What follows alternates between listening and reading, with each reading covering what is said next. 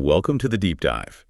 Today, we're looking into a case that truly shook the UK, the abduction and murder of Milly Dowler. A terribly sad story. It really is. It's about, unimaginable cruelty, but also about this relentless search for answers, for justice. And uncovering some pretty shocking things along the way. Exactly.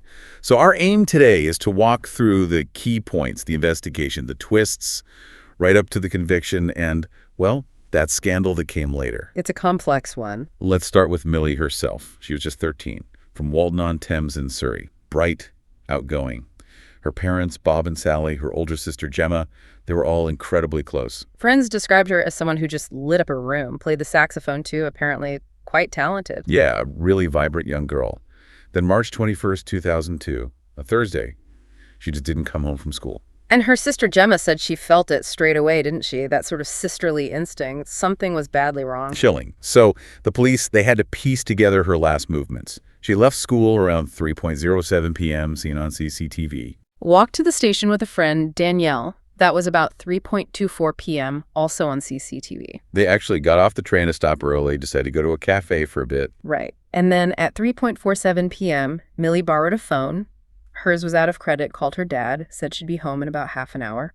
So everything seemed normal up to that point. Yeah. They left the cafe at 4:05 p.m. Milly started walking home alone. Her friend Danielle even asked, will you be okay? Milly apparently just laughed it off, said she'd be fine. And then, just 3 minutes later, 4:08 p.m.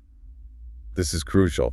A friend of Gemma's saw Milly across the road, waiting at a bus stop. Looked away for maybe a minute, getting on her own bus. And when she looked back, Milly was gone. Just vanished. That was the last time anyone definitely saw her. It's that incredibly narrow window, isn't it? Minutes. Broad daylight. Exactly. And that's what puzzled investigators early on. How could someone disappear like that? Well, the lack of any sign of a struggle, no witnesses seeing anything violent, it suggested she likely wasn't grabbed off the street by force. So maybe she knew the person, or was tricked somehow. Those were the initial theories, yes. That the abductor used some kind of deception, or perhaps there was a prior connection, something quiet, something that wouldn't draw attention on a busy road. The police response was huge, right? Involved almost immediately. By 7 p.m. that evening, over 100 officers, helicopters, even detectives who'd worked the Sarah Payne case, they knew this was serious. And Milly's picture was everywhere.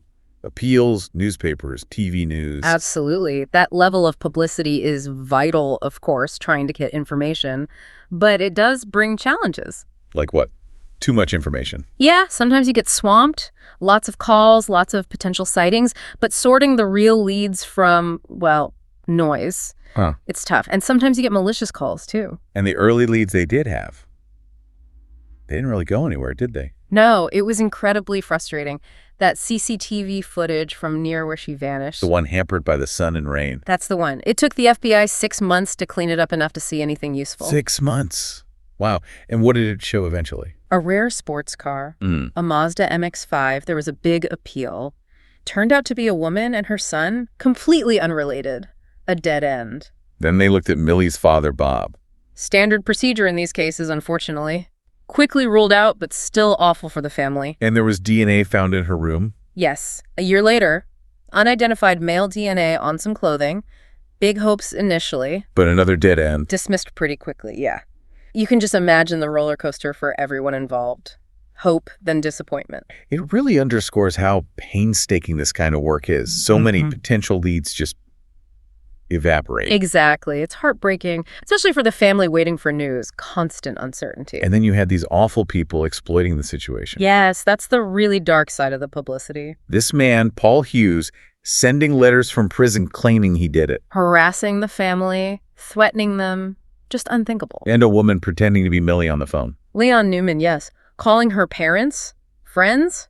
Incredibly cruel. And another man, Gary Farr, sending emails saying she'd been trafficked to Poland. He ended up being sectioned under the Mental Health Act, but again, causing so much distress with false claims. It's a grim reminder, isn't it? That kind of intense media focus, while necessary, can unfortunately attract people who prey on tragedy. Makes the police's job even harder. Then, 6 months after she vanished, September 18th, 2002. The worst possible news. Human remains found in woods in Yateley, Hampshire. Dental records confirmed it. It was Milly. Found naked, none of her belongings ever recovered. Just devastating. But the forensics, even after all that time, they found something important. They did. Quite remarkable, really. Pollen and foliage specialists were involved. What could they tell? By analyzing microscopic plant matter on the body, they could determine she'd been left there right back in March, the week she disappeared. So her body had been there the whole time the search was going on. For 6 months, yes. Unimaginable for her family to learn that. After the discovery, the police effort continued. They questioned thousands of motorists near where she was found. Blocked off the road, spoke to over 6,000 people.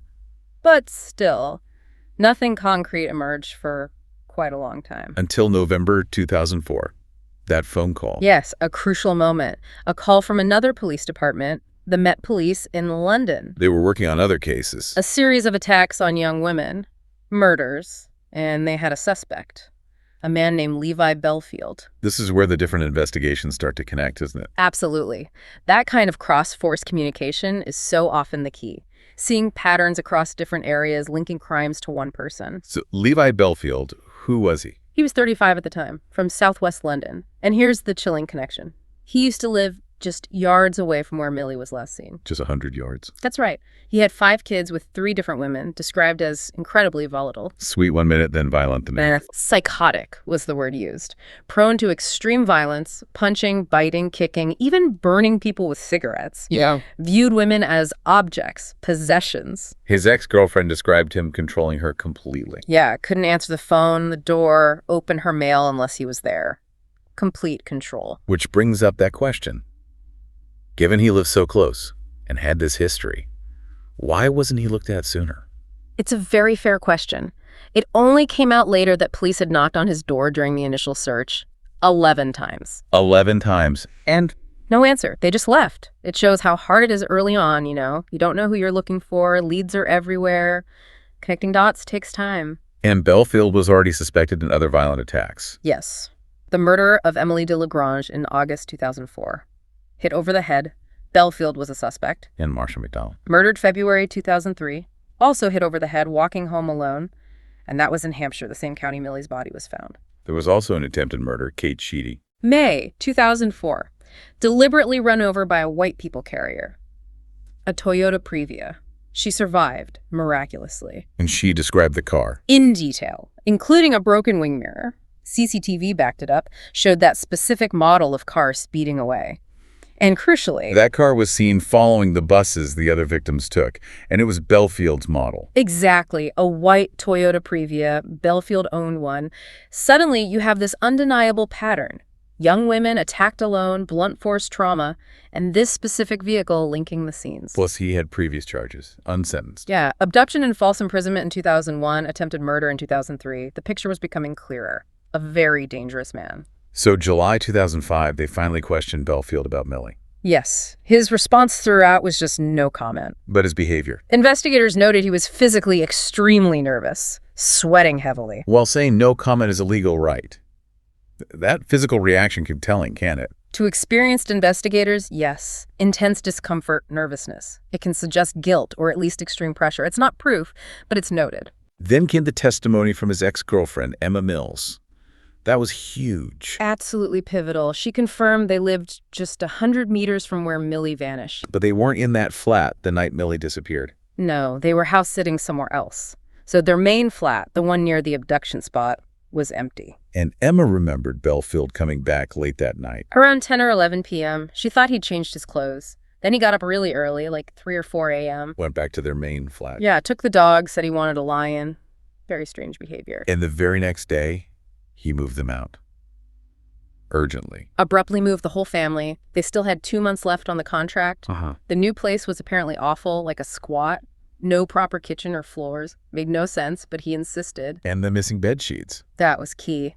Emma noticed bedding was gone. Bellfield said the dog had messed on them. But she knew the dog never did that indoors. Exactly. She found it very odd. A flimsy excuse. And she actually asked him about Milly later. Confronted him about where he was that day, March 21st. His response was chilling. What do you think? I've done Milly.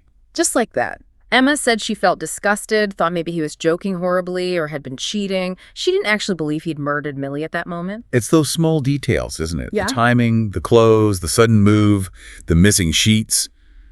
They build a picture. Absolutely. Circumstantial evidence, but incredibly powerful when put together. Emma Mills's testimony connected so many dots about his actions right after Milly vanished. And another ex-girlfriend helped pinpoint the woods. Joanna, yes, an avid horse rider. She told police Bellfield knew those woods well. He'd been there with her many times, unknowingly leading them right to where Milly's body was found. The red car mystery was solved, too. Emma Mills again. Confirmed Bellfield was driving a red Daewoo Nexia around that time. So police went back to the CCTV. Yes, from 4:33 p.m. on the day Milly vanished. And there it was, a red Daewoo Nexia turning off the street towards Bellfield's flat, then driving away. And then Bellfield reported that car missing. 8 days later, claimed it was gone, police searched everywhere, never found it. Just got rid of potential evidence. Looks like it. Destroying the car makes any forensic link almost impossible. You rely then on witness accounts, CCTV, other circumstantial pieces. And then there was that incident the day before Milly was abducted. Right, March 20th. An 11-year-old girl, Rachel Cowles, walking home just 3 miles away. A man in a red car offered her a lift. Red hatchback, 2 child seats inside, claimed he'd just moved in next door. She felt something wasn't right, refused, and reported it. Her description. Man aged 30-40, round face. And years later, Emma Mills confirmed the car description matched the one she shared with Bellfield exactly. So he was trying this the day before, in the same area, with the same car. It seems so. A failed attempt, but it put him in his car right there, targeting young girls just 24 hours before Milly disappeared. Critically important corroborating evidence. So Bellfield is eventually charged with the other murders. May 2006. Charged with murdering Emilie de Lagrange and Marsha MacDonald and attempting to murder Kate Sheedy. And convicted. Yes. Yeah. Sentenced to life in February 2008 for those crimes. But the Milly Dowler case was still ongoing. Yes, he was behind bars, but proving his guilt specifically for Milly's murder took more time. The direct forensic link was missing because of how he'd seemingly cleaned up. But the final pieces started fitting together. Experts narrowed down the likely abduction spot right opposite his flat. That flat, with its high hedges, gave him a perfect, secluded viewpoint of the station, people coming and going. So the theory is he grabbed her there, took her into the empty flat. That became the prevailing belief, snatched her quickly off the street into the flat. And his phone records from that day Showed him heading towards the house they were sitting, yes, but then his signal just died for 6 hours, completely off-grid. Unaccounted for. Totally. And then that witness saw him back at his main flat, the one near the abduction site, at 5 a.m. the next morning with his dog. So the belief is he killed her in the flat, then had to move the body that night because Emma was coming back. That's the timeline investigators built. Moved her body to the woods under cover of darkness, then spent weeks getting rid of the car, the flat tenancy, clothes, anything that could link him. And he never explained those missing 6 hours. Never. That silence combined with everything else, Yeah. the circumstantial case became overwhelming. So finally, March 31st, 2010, 8 years later, he's charged with Milly's murder. Yes. The trial started in May 2011. His defense tried to argue she'd run away, used her letters. Yeah, tried to portray some teenage diary entries as suicidal. The family insisted it was just normal teenage angst, bad days, a horrible tactic. Victim blaming. Classic defense strategy when evidence is strong against your client. Thankfully, the prosecution dismantled it. Bellfield himself offered no explanation for anything. And the verdict. July 2011, guilty. Guilty of the abduction and murder of Milly Dowler. Another life sentence. But that wasn't the end of the story, was it? That phone hacking scandal. No, another shocking twist emerged right around the time of the conviction. July 2011. The News of the World newspaper had hacked Milly's voicemail while she was missing. Yes. The family had been desperately calling her phone, leaving messages, hoping she was alive. And at one point, her voicemail wasn't full anymore. Exactly. Sally, her mom, called and got through. It gave him this huge surge of false hope thinking Milly was alive, deleting messages to make space. But it was journalists deleting them. Journalists from the paper had hacked in, listened to the messages, and deleted some to free up space so they could hear more. Absolutely appalling. The family got compensation, but £2 million. But like they said, no money could ever make up for that kind of anguish, that false hope. it's just compounding the trauma, isn't it? It really is. And beyond the family's pain, it triggered a massive scandal about media ethics, phone hacking practices, led to inquiries, arrests, the closure of the newspaper, a huge fallout. And Bellfield himself, since being convicted, he's been linked to other crimes. Suspected in several unsolved cases, rapes, murders, assaults going back decades. Even the murder of a childhood girlfriend in 1980. Has he confessed? He has apparently admitted to some while in prison, but police haven't been able to forensically link him. Some suspect he might be doing it for attention or just to cause more pain. It's hard to know his motives. So looking back at this whole case, it's just horrifying. From her disappearance to finding out about Bellfield's pattern. It truly is a terrible story, but also a story of incredible police perseverance, piecing together tiny clues over years. A reminder that this kind of darkness could be hidden right there in plain sight. Definitely. And it shows how connecting those disparate pieces of information, often across different cases and jurisdictions, is so vital to bringing serial offenders to justice, especially when forensic evidence is limited. As we finish, maybe a final thought for you, our listener. Millie's story is obviously a tragedy about her murder and the monster who did it, but it also exposed that epical failure in parts of the media. That phone hacking aspect adds another layer. So what does this whole case teach us about responsibility? The responsibility that comes with information, not just for the police solving crimes, but for how we, as a society, handle and report on human tragedy. Something to think about. A very important question to consider. Thank you for joining us for this deep dive into a very difficult case we hope has offered some understanding. We'll be back soon with another deep dive.